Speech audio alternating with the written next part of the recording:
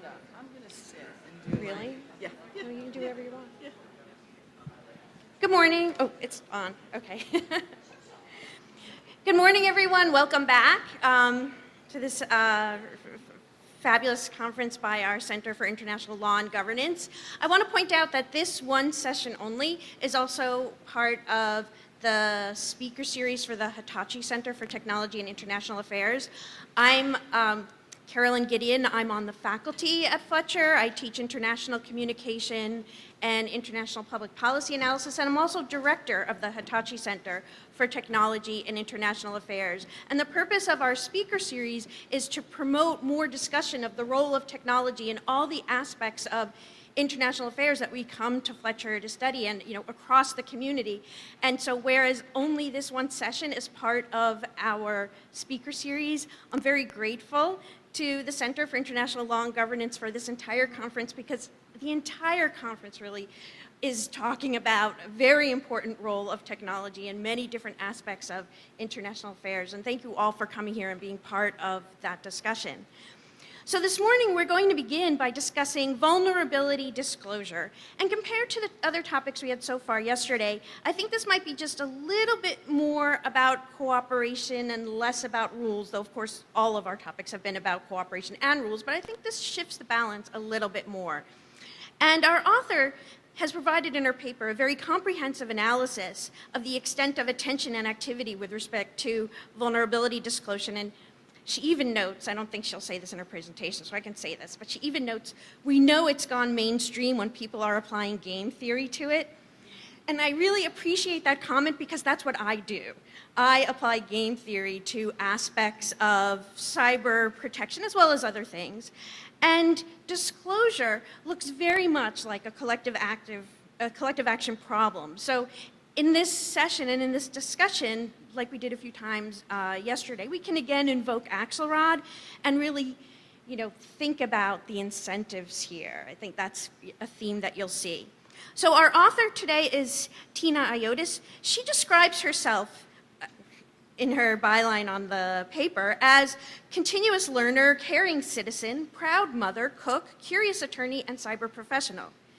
According to others, she's recognized as one of the top 15 women in cybersecurity and InfoSec today, and she's ranked number 18 on Thomson Reuters' list of the top 50 social influencers in risk compliance and RegTech. Her background is really a mix, a rich mix of technology and legal. She's founder and was co-chair of the Georgetown Cybersecurity Law Institute. She was a professorial lecturer at George Washington University in the computer science department, and she was deputy general counsel at CSC, which of course, large IT company.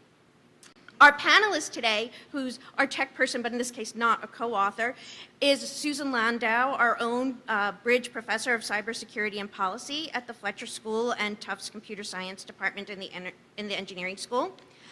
Her third and most recent book on cybersecurity, Listening In, Cybersecurity in an Insecure Age, came out almost exactly a year ago. Past positions have included senior staff privacy analyst at Google, distinguished engineer at Sun Microsystems, and a faculty member at Worcester Polytechnic Institute, University of Massachusetts in Amherst, and Wesleyan University. She was inducted into the Cybersecurity Hall of Fame in 2015. She was a Guggenheim Fellow, a Fellow at the Radcliffe Institute for Advanced Study, and she received the 2008 Women of Vision Social Impact Award.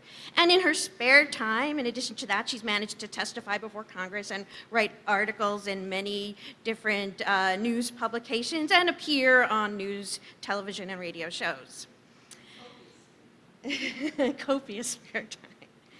So after we hear remarks from Susan Landau as our panelist, we'll have discussant remarks from Angela McKay. Angela, who's been mentioned many times already, is Senior Director of Cybersecurity and Strategy at the Microsoft Corporation. She focuses on driving strategic change both within Microsoft and externally to advance trust in the computing ecosystem. She leads Microsoft's public policy work on cybersecurity, cloud security and norms, and on public sector use of the cloud. Her team includes professionals working on these topics across 5 continents. She serves on the board of counselors for the East-West Institute, which is a think tank focused on international conflict resolution. And she's Microsoft's point of contact for the National Security Telecommunications Advisory Committee, which provides the President of the United States with recommendations to maintain reliable, secure, and resilient communications. In her past positions, she's also worked at Booz Allen Hamilton on cybersecurity policy and communications resiliency, and at Bell South Telecommunications as an engineer. Okay, so just the bios are exhausting in this group. So we'll now begin, and we'll hear from our author, Tina Ayiotis.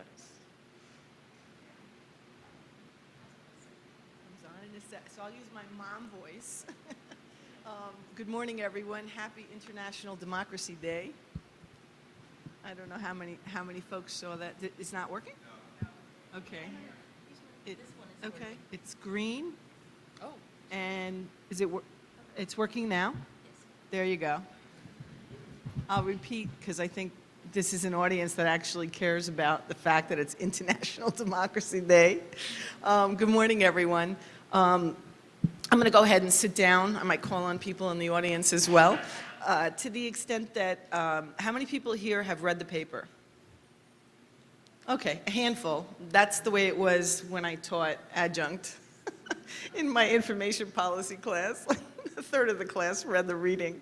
How many people here have used the words vulnerability disclosure in a conversation in the last month? Okay. Most of the folks who are working on the faculty of this conference. So what I tried to do in this document was to lay out what the issues are. Wow, that's really loud. And make it so that it could be useful to folks who want to use it as a way to get their organization to think about either having a disclosure policy or being more thoughtful about how they could be impacted by the issue. So to the extent that there are copious footnotes, let me just walk through some of the big picture issues. I mean, the overall theme of the conference is to figure out ways to protect civilians and the infrastructure that civilians depend on. And to the extent that it's very difficult, and I think it was pointed out yesterday, to protect in any way without having some level of accountability. And I think I'm a little irreverent in the beginning in the abstract about in a world utterly dependent upon software. It's amazing we've come this far in a regime that opts for speed rather than safety. And what I mean by that is that we have a system with almost no liability. And let me give some context about why that is so shocking to me. I started in the asbestos litigation and in environmental litigation, CIRCLA and RCRA 30-ish years ago. And it was pretty clear that when something happened, the organizations were responsible for something and they had to take care of it. And in the software world and with the advent of lobbying, you don't have an accountability level like you have in normal products liability. So we have to start with the premise that there are going to be vulnerabilities. And the question becomes, when you find them, what do you do about them? And to the extent that I want to tell this story in my 10 minutes that I have, a couple of nights ago I was at an event in Washington, D.C., the future of cyber defense. It's also tech and tequila, so people were drinking margaritas before the discussion. But one of the panelists talked about, and works in process automation and cybersecurity, talked about the issue of vulnerability disclosure causing in companies where she said that she had contractors who were afraid to disclose because they were under a non-disclosure agreement with Oracle was the example, to tell their Department of Defense client when they discovered something because they were more afraid of the Oracle lawyers than the Department of Defense. I thought that was insane, the idea that they would not think that they need to, as a matter of national security and as a citizen, point something out. So I throw that out there. That was a real life example that happened 48 hours ago. But let me walk very quickly through some of the highlights in the paper about the ecosystem. And I did get some feedback that the word ecosystem might not be the right one because it sounds like it's a beneficial environment, but I'm going to keep ecosystem as the environment where whether you're good or bad, you're playing in that space. And I think it's important to note we all play in the space ultimately because we're all users, but the software companies themselves, and in particular related vendors, industrial control system manufacturers, IoT device manufacturers, we heard a lot about IoT and vulnerability issues yesterday, the security researchers or hackers, policymakers, the computer emergency readiness or emergency response teams, other governmental agencies, information sharing and analysis centers, users, the media, civil society groups, vendors, the bug bounty companies.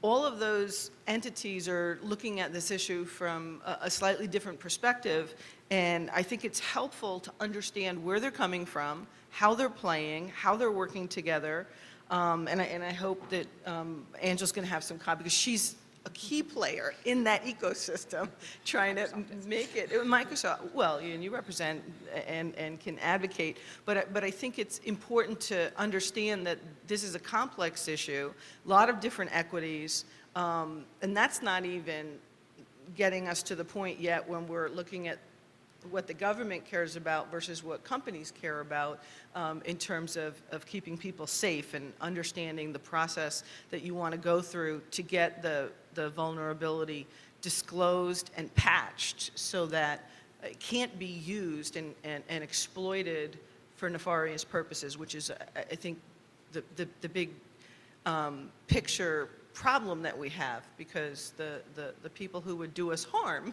are leveraging mostly software vulnerabilities in order to achieve their end in these cyber operations.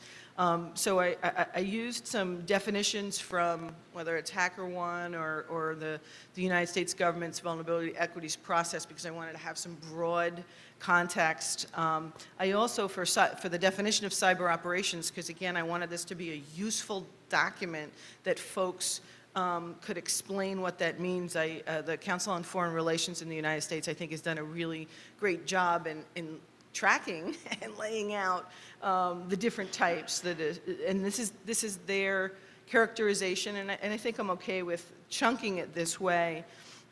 They track, and they've been tracking since 2005, distributed denial of service attacks, espionage, defacement, data destruction, sabotage, and doxing. And I think all of those are huge cybersecurity problems generally. The one thing that they're not tracking explicitly that I think, and I just want to mention it because it's been my issue for many, many, many years, and that's data manipulation. We still, as an aside, do not have easy ways to know whether someone who's penetrated our network has actually done something inside, because it's really hard to figure out whether data's been manipulated. And everyone should go and make friends with the e-discovery lawyers who have spent many years learning about how to make sure they understand the authenticity of data, particularly for litigation, but to the extent that you want to know if someone has done something. But in moving forward, I think it's, and I give credence to the folks at Carnegie Mellon CERT and their organizations that have been looking at this for a long time. I fundamentally lay out what the issues are, which laws are implicated. Talked a little bit about it yesterday, but the Computer Fraud and Abuse Act was implemented at a time when we had only so much capability. And things have so drastically changed, and I think Microsoft and other companies have worked really hard to try and update the law, mainly because they're negatively impacted by having to squeeze these round pegs into square holes to take laws from 20 years ago, 30 years ago. So to the extent that I hope we'll have a little bit of a discussion about what the ultimate issues are. I talk about the groups that have to work together, and my proposal, no shock here, is that you need to find an organization that can pull all the disparate entities within this ecosystem together and figure out a way to better share, and then to protect that information, because you can imagine that the information about the vulnerabilities is going to be the most sought after by the bad actors, because they're going to want to leverage it. And my idea was, and it's a practical one, start with something like the World Economic Forum's Global Center on Cybersecurity, because they've already started down the path of bringing some of the parts of the ecosystem, namely the CERT leaders, together and leverage their ability to convene, and then maybe use the model of the way the Five Eyes have been sharing for years, because they already have a context about how to share certain types of intelligence, and this is just a different type to start with, and then maybe fold in some of the trusted countries that have already been on the outside, potentially being part of, for years they've been talking about expanding that sharing community. And then finally, in my conclusion, I talk about two young Germans who presented earlier this year using game theory, and they came up with some potential things to do. And I said, well, a starting point is to take those ideas and fund them and model and see whether any of those things that they came up with are viable enough to go forward to be a potential solution. So I think we can. So we're in a bit of an unusual situation because I'm the second speaker, but I'm not a co-author. So what I'm going to do is, in fact, so I'm a second speaker, but I'm not a co-author. So what I'm going to do, in fact, is sort of fill in more of a picture around Tina's talk, Tina's paper, and I'm going to start with something she absolutely doesn't expect, because she told a story that I didn't expect. And the reason the Oracle people were so worried is the Oracle CSO. And I have very intimate knowledge of the Oracle CSO, because I used to work for Sun Microsystems as a distinguished engineer, and for exactly one day I was an employee of Oracle till I got fired when Oracle took us over. I knew this was going to happen. It was not a problem. And it wasn't fired. They did whatever it is that's called. But I watched the Oracle CSO at meetings prior to the takeover, not as part of Sun, which I couldn't talk to you about, but as part of other meetings. And she was very angry at academics who went around trying to discover vulnerabilities. And she thought that that was a really horrible way to do research, and she was outraged, and she didn't want to see government funding of same.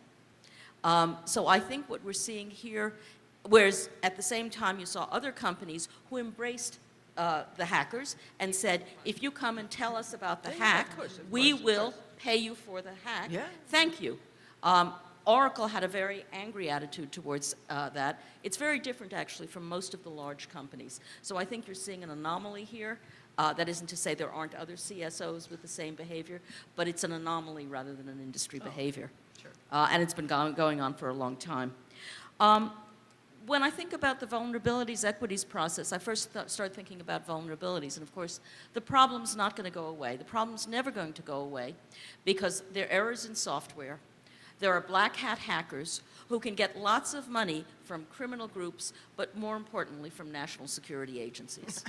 And regardless of what kinds of controls we might want to put on national security agencies in the Western countries and democracies, we're never going to put controls on other nations, other kinds of nations.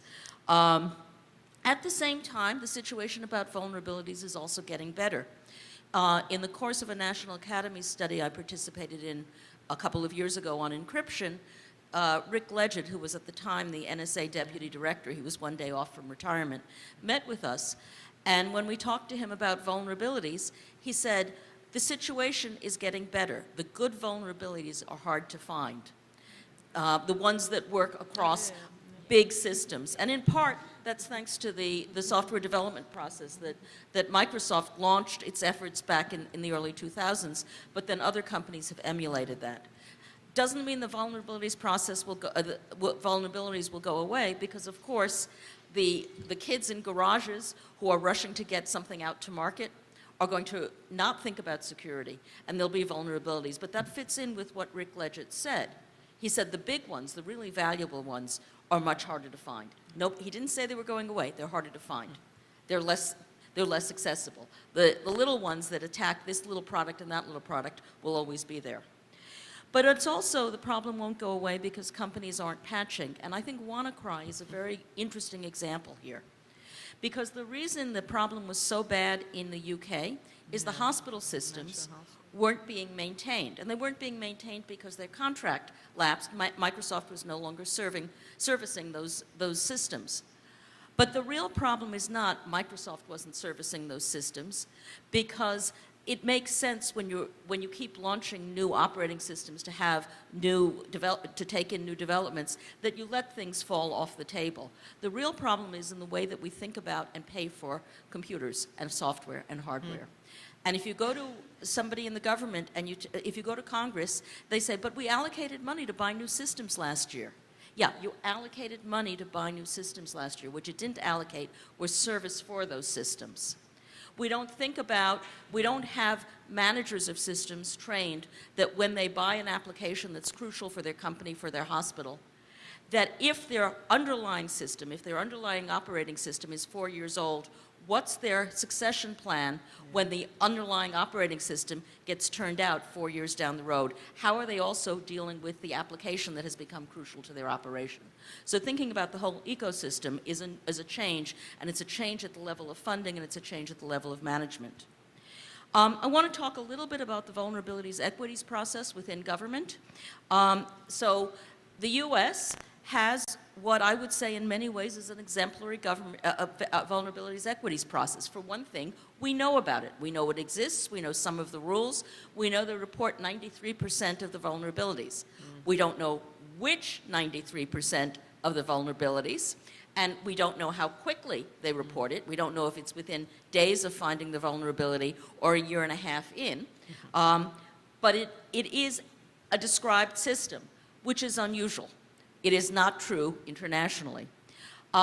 We also know from I know from discussions I've had with people that when there's discussion about vulnerabilities and other things like that, and it goes to the National Security Council, the discussion has to have not just the Department of Commerce saying, hey, you got to let this be known because it's important to companies. You need some other players in. You don't have to have a majority, but you have to have a number of players who say, this is important to release. So Stiftung Neue Verantwortung, which is a German organization, a German civil society organization that has recently released a report on vulnerabilities equities process, recommends that kind of model for governments to follow. That is a model where multiple parts of the government, one part of the government may say, we should release this information. It has to be supported by multiple. They didn't put in how many because that's not the right path to do. Finally, when I talk about the problem won't go away, so I've talked about things that we can do to make it better. I've said, let's have more pressure for international, more pressure for other countries to release information on their vulnerabilities equities process, and pressure to change the way that the government funds computer equipment, but also the way that companies and hospitals and everywhere buys and pays for equipment and thinks about what it is that they're servicing, because that's the part of the underlying problem with vulnerabilities. I'll stop here.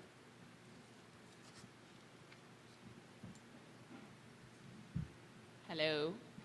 Yes, we are working. We are working. Okay. So first of all, what a great pleasure to be on this panel, because we had an awesome paper, awesome comments, and so I think it's just really exciting to be part of a panel where we have such a great piece to work with and such a great response on top of it. So in many ways, I'm like, y'all should make sure you read the paper if you haven't and listen to actually what Professor Landau just said.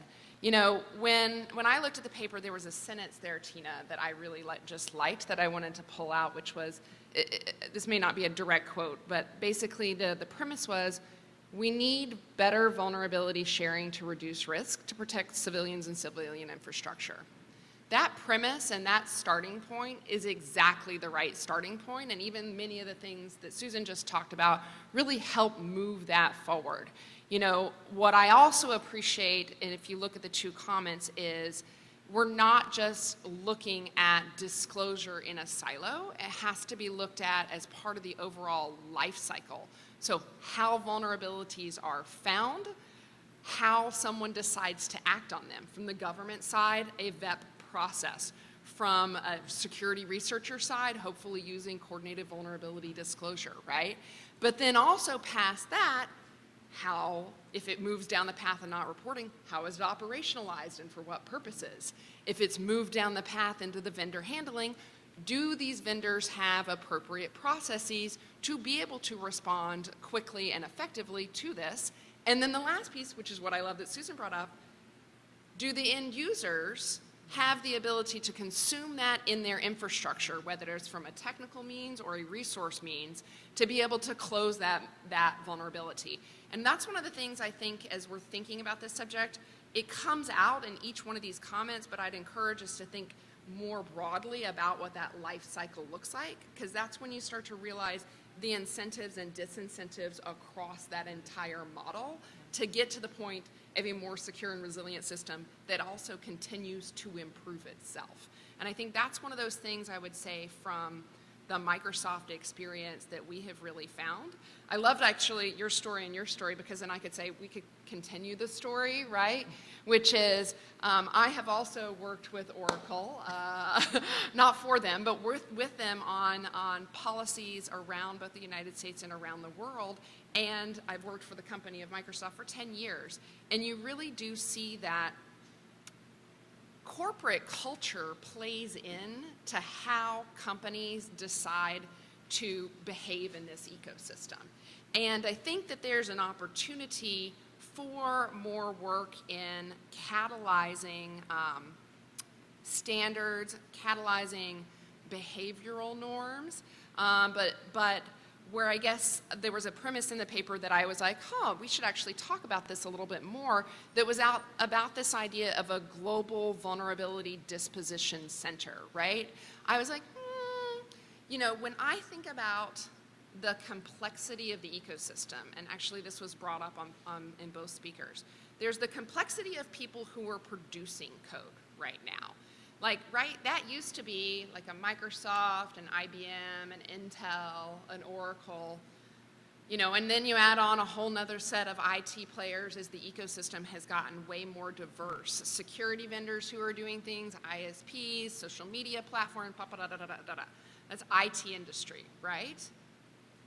At the same time, you also have other industries now that are basically building their own code as well, right? You've got banks. Wow, if you ever talk to Goldman Sachs about the number of developers they employ, it's actually amazing. You're like, hey, you're basically a tech company, which they would say, but wow, it was even more illuminating when I heard how many people, it was in the thousands, guys. But then also, you have code coming out of organizations that are even more diverse than that. So Mattel, when Mattel created the Talking Barbie, and I feel like Duncan has heard me talk about the Talking Barbie before, but like 2 Christmases ago, there was this Barbie who could learn to like respond to your child. She had a vulnerability in her. And so you don't necessarily think about Mattel being or fitting the model that a singular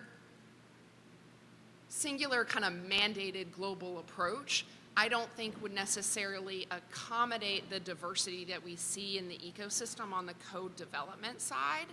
And so that's just one of the things to pull at as we think about this problem is, if your premise is that you want more vulnerability disclosure, which I think is a good one, and the other part is you need to have this incorporation of the broad life cycle.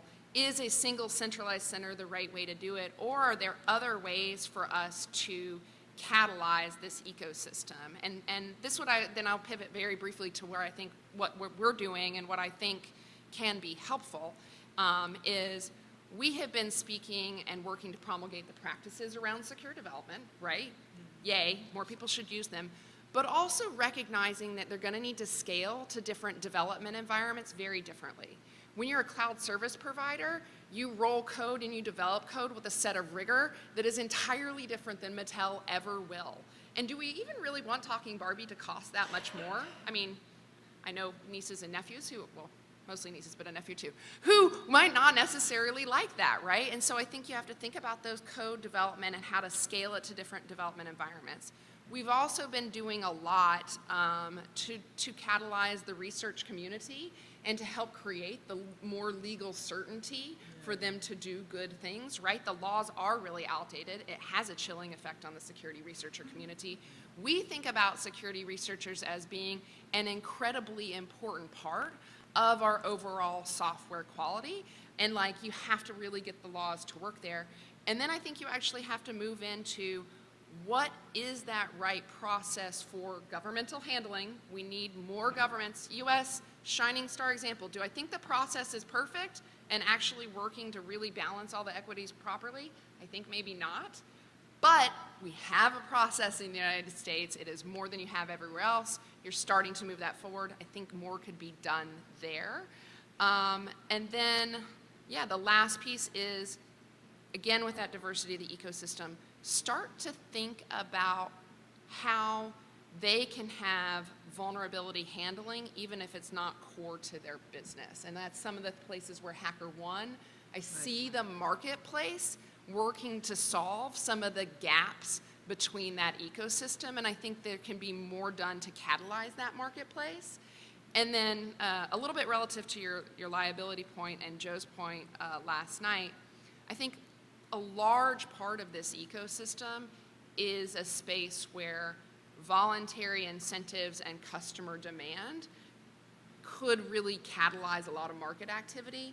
There is a space in the ecosystem of a high-risk series of environments, governmental applications, maybe even a narrow set of things with regard to high-risk IoT equipment, life safety kind of stuff, where, you know what, we do need to have a conversation about when we move from the idea of what should be voluntary and what should be incentivized, and where might other policy levers be necessary to manage equal to the level of risk. And so, you know, I think it doesn't necessarily respond to everything in the paper, but it gets to, you know, overall premise right. I think we've got to look more at the model, and in that model, better account for the life cycle and the voluntary and required part of it.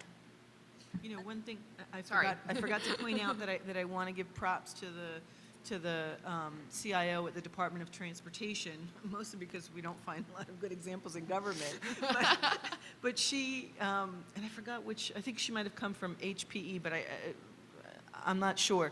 But she is operationalizing the idea that you actually search for vulnerabilities as part of your security in your environment, so that to be proactive, which seems really heretical, but it's, and so one of the other points that I made was, this is a business risk issue, that you want to get to the point where it's you're handling this and you're addressing it as a matter of business and not as an unusual thing. And Susan really did point out something that a lot of organizations don't understand because they don't have the technical competence, but you do have to look at the entire life cycle of a particular application or product and how it interoperates in your organization. And that level of complexity is something that a lot of organizations can't. That's why they do a lot of IT outsourcing to be able to do that. And I think in a cloud model, and with mobility, with everything coming through apps, I think that might even be better because the cloud providers are able to focus on those security issues better than some of the other organizations, or at least that's the way they've been positioning it. But I, you know, I think our friends at AWS and Microsoft and IBM and maybe Google really have worked the last couple of years to make it so that they can address those things. The other thing I want to say, and to the extent that I had a conversation with the folks from the German think tank a year before the paper came out, and it's funny how, and they're modeling the process that they think Germany should adopt on the US model. And one of the things that I told one of the young, Julia Schutze, when I met with her, I said, my experience in working globally, and I've worked in global organizations and in particular worked with folks in Germany, is that Germans are not averse to doing things because everybody's afraid of privacy and how they're so difficult. I said they just want to be part of the process. And I love that they laid it out and are part of the process and they're recommending something that's very similar to what we're doing. No, it shows that they're thinking through all of the issues in a way that incorporates privacy and thinks about the citizen, right? Because that's what they're saying. We should do it this way and care about putting in things, so I appreciate the work you did on that. Full disclosure, there were a bunch of Americans in the room, including me, when they came up with this paper. No, I know, that's what I'm saying is, they're saying they're not rejecting an American way of doing it because it doesn't care about privacy. They're saying, you've thought through this process, and as long as you respect the personal data and you put controls in place, this is a starting point that we can use. I have one more thing I want to add before Carolyn gets to open it up, and that's sometimes in the academy it's really easy to think of industry as monolithic. And some of what Angela and I were saying laid that out a bit, but I want to lay out one more piece on vulnerabilities that'll give you an even fuller picture. I was at one of the, there was a security mailing list at Sun, and there was one weekend when there was frantic mailing going on because people had discovered a vulnerability. Within 24 hours, people working over the weekend, no management involved, just the engineers going back and forth, had figured out a patch. It took us another 48 hours to roll out that patch because the lawyers got involved. And I watched the engineers just boil over because they were so worried about our customers. But you contrast that with companies that will release patches every 3 months. It's a very different environment. Companies are really different. Understanding the environment that companies are really different will help in thinking about the vulnerabilities process. Because you have to think about, well, what are best practices? What are their customers? Who are they serving? Why are they behaving that way? Are they behaving reasonably given the circumstances? And I wanted to provide that nuance. And I forgot to add in my paper about the fact that contracts, we need to educate the in-house legal community that while contracts will have language around notification for a breach, breaches don't necessarily mean the discovery of a vulnerability. And I think, this experience I had 2 nights ago really drove home this idea that, and I have to validate, because I really need to see a contract that says you're not allowed to tell the government information about a vulnerability. But it's a contracts issue too, and I didn't really highlight that. Thank you. To all of you. We're going to open it up to questions now, so you can make your way to the microphone, and while you do, I am going to take advantage of my position here to ask the first question, but I'm sure there will be more questions as well. And this question actually follows very much after this Oracle example and the comparison, and Susan's comment about how there are different attitudes within industry, that it's not monolithic. So my question is actually for Angela. So here, we sort of, Tina used this example and sort of laid for us this, fairly maybe extreme contrast if we think of this whole spectrum of where companies might stand on this spectrum from, Oracle perhaps trying to write these non-disclosure contracts that, really trying to limit disclosure, maybe even completely. And then you have Microsoft on the other end. We've been talking since the beginning of this conference about all the things that you are doing at Microsoft to really promote more disclosure. And, we know there are incentives problems here. We know there are disincentives to doing this. It can impact sales, it can impact reputation. And so it kind of goes to, my question is kind of asking you to start to flesh out part of what Susan was saying about, these differences that we see in companies. What can you say about how Microsoft is seeing its incentives differently so that Microsoft feels it's really in their best interest to be a leader here and to be pushing for more disclosure yourselves and cooperating with competitors to do the same?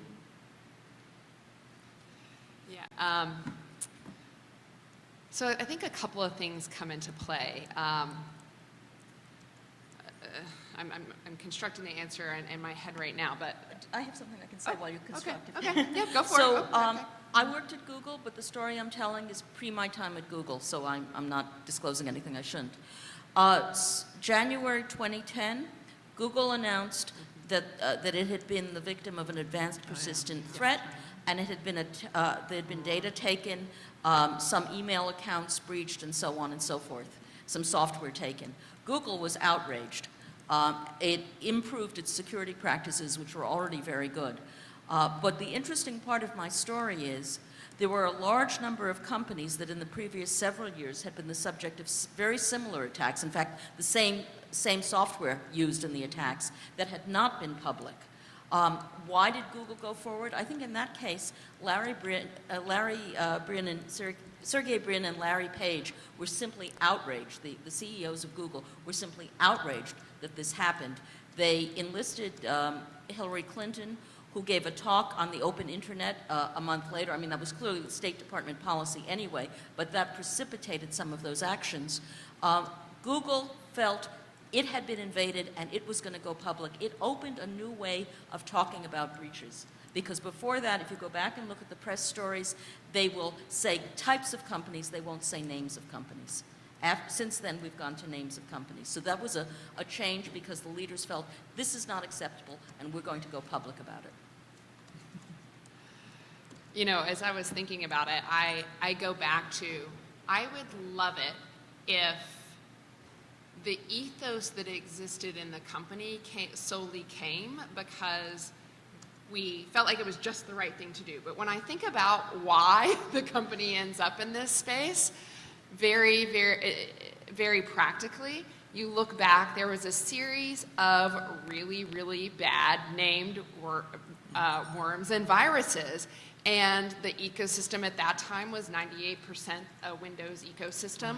I remember when I was working at Bell South as an engineer, my computer, like the whole Bell South basically went down for a day. I can't remember where there was Code Red or Slammer or Blaster. I don't remember which one because I was doing telecommunications engineering, not cybersecurity. But, you know, the whole company shut down. And from a Microsoft point of view, that drove a really important series of changes at the top of the company in terms of our commitment to security, privacy, reliability, and trust, because the company started to have some really painful conversations with customers.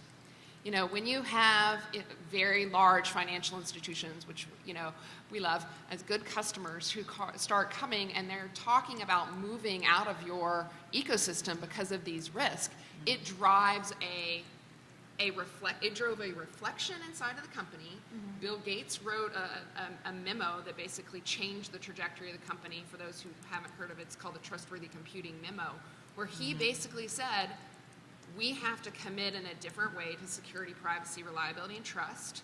We're going to take all of our engineers offline for 2 weeks of production coding just to learn security. And that was just a one-hit, then there's been a whole long change after that. But just pulling everybody offline.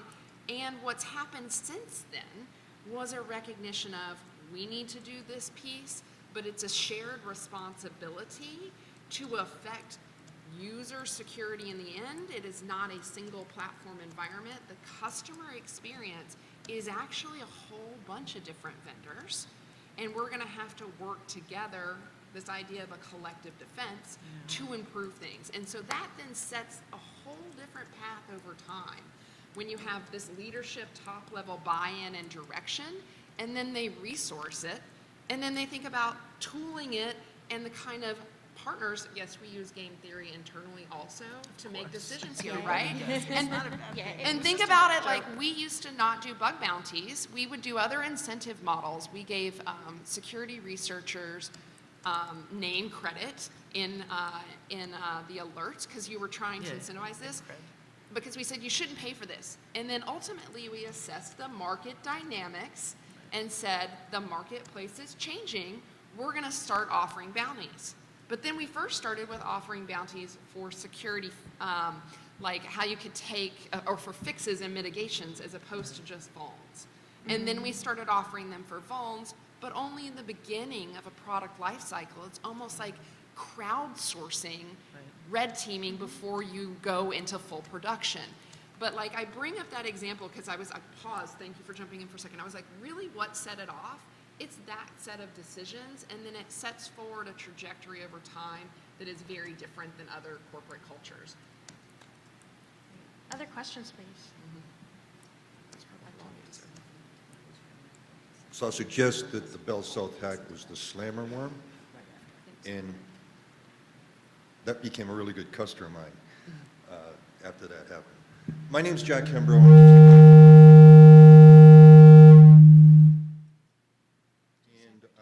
But I did used to run a company that we would discover vulnerabilities for databases. I sent it up, and it got to be about 25 million, we sold it. 2 points, and then I'm going to ask a question. Well, maybe 1 point. Microsoft, if I found a vulnerability and I brought it to James Hamilton, he loved us. So this is not an advertisement. I just want to reinforce just a guy out in the street. He loved us. He worked with us. He would look at it. He'd integrate it into SQL. It was great. If I found a vulnerability in Oracle, Marianne Davidson would sue me. She would swear up and down that it wasn't a vulnerability. She would find ways, even though we gave her a proof of concept code, she would say it doesn't work. 6 or 8 months later, she'd release a patch for that. Okay, I mean, so that's the two, and that's really. So let me get to my question. So, and you talked about Goldman. So one of my big customers, Phil Venables. He's got databases all over the damn place. I know that those Oracle, that the Microsoft ones aren't vulnerable. I know that the Oracle ones are. I'm his scanner. He's using me to provide security. What is responsible disclosure for the 6 or 8 months that Marianne Davidson's arguing with me that it's not a hack, that it's not a problem, and Phil's sitting there at Goldman with databases that I know are vulnerable? Is anybody thinking about responsible disclosure? What do I say to him to make sure that he's safe, but it doesn't get out to the wide world? Thank you. I get to go first because I don't work for a company, so it's easier than Angela having to be a little bit more careful. It's irresponsible behavior on Oracle's part. That's the whole point. And so from an ethical point of view, there's no question that letting companies know about the problem. If you go to the Meltdown Spectre problem, which was a problem on Intel chips that was discovered independently by 2 sets of researchers, some in Europe, some at Google, some elsewhere. They informed Intel. Major customers were also informed.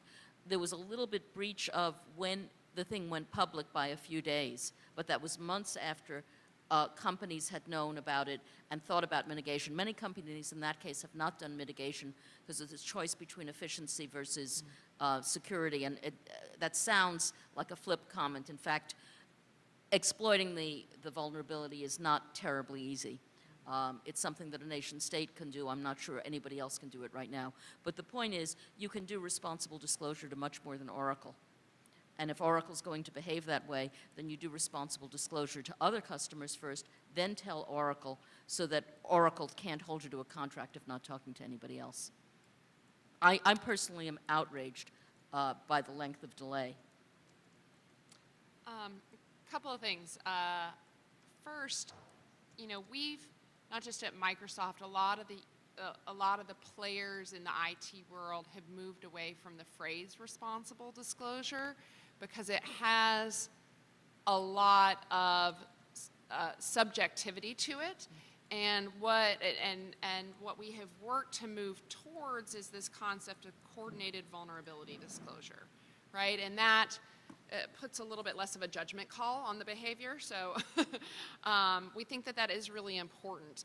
In the world of coordinated vulnerability disclosure, there's a clear set of roles for a lot of different players, including kind of finders, coordinators, who may not necessarily, so there's the finders, there's the vendors, there are the coordinators. Those can be like middlemen, and then kind of the ones who are handlers at the end in terms of patching. But in that process, if you have any vendor, right, who you're having a particular issue with. And if you think again back to that complexity that I laid out earlier, a lot of companies don't have a clear email address for you to go to or be like, hey, I'm going to report a vulnerability here. There are, for example, certs can work as a middleman and a coordinator and an advocate. I don't necessarily know that that would change any individual company's behavior, but then at least you as a finder have done your due diligence to try more than one path to address it. And then from a kind of your servicing a large enterprise customer, you know, they can think about mitigations and workarounds. And then again, if they are asking a particular vendor, they might also just get a different response. Because like I said, these large institutions, particularly working at when they get together and they ask industry for things, industry is much more dynamic and agile. And then the last piece is just, you know, I do want to just say, I want to make sure it's not unfair to any particular vendor. There are a lot of different ways to think about this problem. I think there are trade-offs in corporate culture and experience that bring into everyone's process. Instead of kind of choosing any particular one vendor, I think I would just encourage us to talk about how can we get more folks using CVD, coordinated vulnerability disclosure? How can we ensure that those practices are scalable to new development environments? And how can we get governments to move forward with vet processes that really start to build out the ecosystem that helps to reduce risk? Because that's the bottom line that we're all trying to get to. Less to me of the naming good or bad, and more, what do we need to do to make risk get lower? Yeah. And the less exciting one that I would add to Angela's list is how can we get deployers of systems to be in a position to do patches? How do we need to, how do we change the ecosystem so that they are able to do the patches as the patches become available? And I think in one of the footnotes, I refer to Deliver Uncompromised, the new MITRE report that came out, and I will admit that I didn't read the whole thing. But to the extent that most people don't realize, and I think I've been a little bit influenced by being in the Beltway bubble for almost 15 years, but the United States government is the biggest buyer in the United States. They have an awful lot of leverage through their processes to drive change. And I can tell you that the Department of Defense, having had discussions with folks at the Pentagon, have been focused, maniacally focused, to look at the defense industrial base second tier and to harden it in a way, and they've tried through the DFARS and imposing controls through NIST to get folks to care more about this. And I feel like with respect, and I will validate, all these things happened right before I came here, so it's still hard for me to believe that someone would have in their contract that they couldn't, if they're working for DOD, that they couldn't disclose it to the DOD, because it's my understanding, and I couldn't find a specific part of the DFARS that talked about the vulnerability disclosure obligation, the reporting. Someone told me this, but didn't tell me the site, so I didn't put it in the paper because I needed to have an actual site. But I think the notion that if you're a government contractor and you're delivering services and you find out that part of the ecosystem that you have, there's something going on, that the DOD should know that because it's impacted by it. I mean, you should, of course, tell the software company. So I think we also need to look at the ability to have the incentives pushed out by the Department of Defense as a matter of national security, not just because of their acquisition, their buying power. You know, so I... Just maybe building on that point, the other thing that I think is something to be examined, and this is why I always talk about coordinated vulnerability disclosure, the vulnerability equity process, and patching and updating a system as a life cycle, is because governments are huge buyers of vulnerabilities for to support national security and economic public safety. And they have a disproportionate effect on the marketplace as buyers. And so there's a really perverse incentive structure where on one hand they're saying, you know, you need to reduce vulnerabilities, you need to do all this coordinated vulnerability disclosure, and on the other hand, they are pulling people into a black and gray market themselves. And so I just think that that's something that you started kind of highlight on the buyer side of through the front door, but they're also huge buyers through the back door, and that part of the market dynamic is not thoroughly studied, in my opinion. So a piece of it that is particularly not studied, Angela said, national security and public safety. The amount spent by the national security agencies per vulnerability is of a different scale, with the exception of the Apple FBI case, and that was a national security case, even though it was FBI. It's on a different scale than the public safety. But the issues for public safety are also very different than the issues for national security. The national security vulnerabilities are largely used on people outside the United States.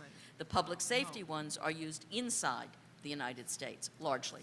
And so the equities, how do you judge whether it is more important to disclose versus use? That stuff has not been publicly discussed on the public safety side from the government. So we have the vulnerabilities equities process, but there may be some interesting work to do on the public safety side of the equities process. And that's what was, I think, at dinner last night, part of this issue of the real bad thing hasn't come and affected a lot of people. People haven't died. And we might think differently if there's an impact, and people might get religion faster if something happens through IoT or something else. Right now it's... That's not how it happens. But that's how a lot of things happen, right? Yeah. Do we have any other questions? Do we have time, I think, for more Panel questions? discussion.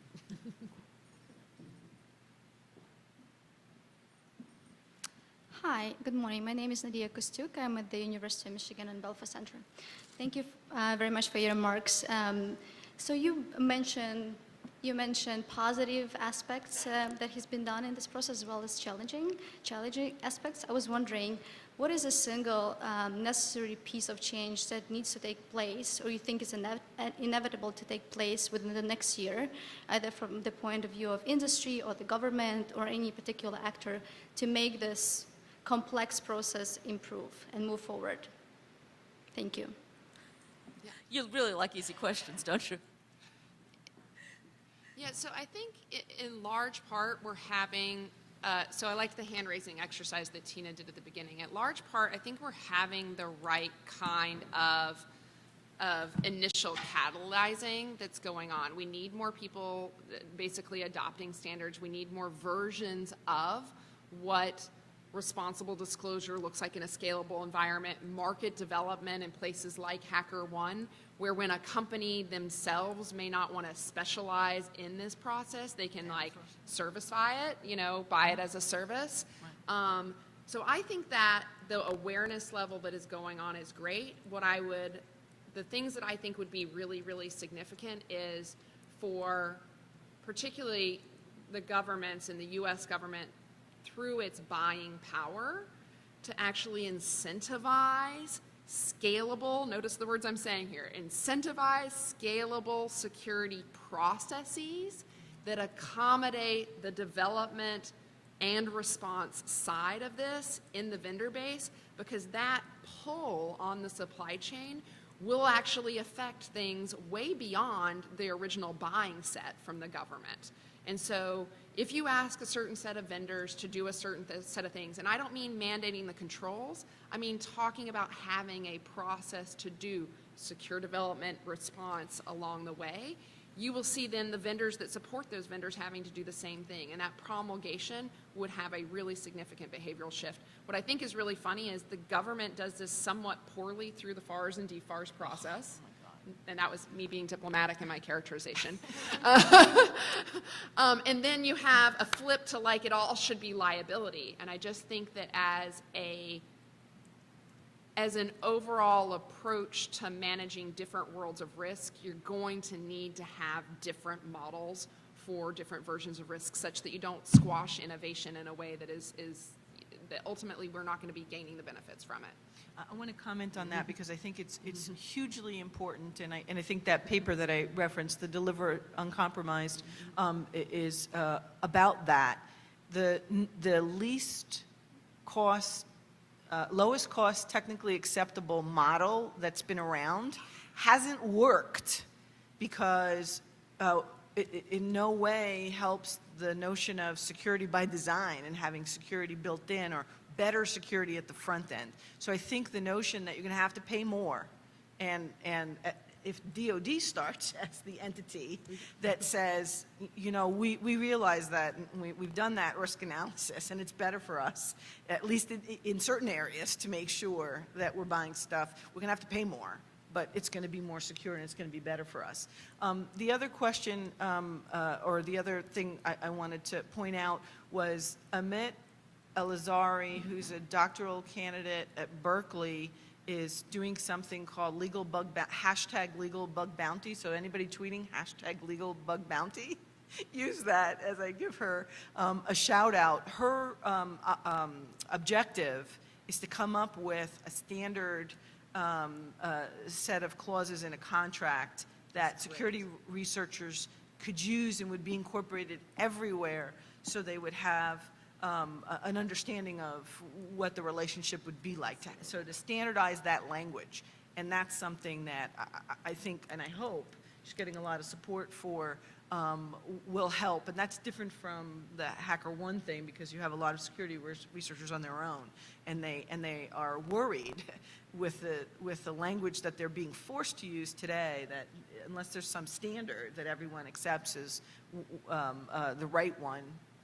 So those are very discrete things. DoD could force better security by design and pay for security, because they're not now.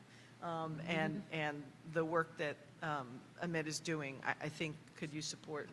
And I would go, as again, I go to the users of the systems, and it would be incentivizing the adoption of systems that can be updated and so on. So using, for example, critical infrastructure, regulations on certain aspects of critical infrastructure that we're not so far demanding that they be updatable and secure. I'm thinking here of hospitals. But pushing it through so that you don't end up with systems that can't be patched.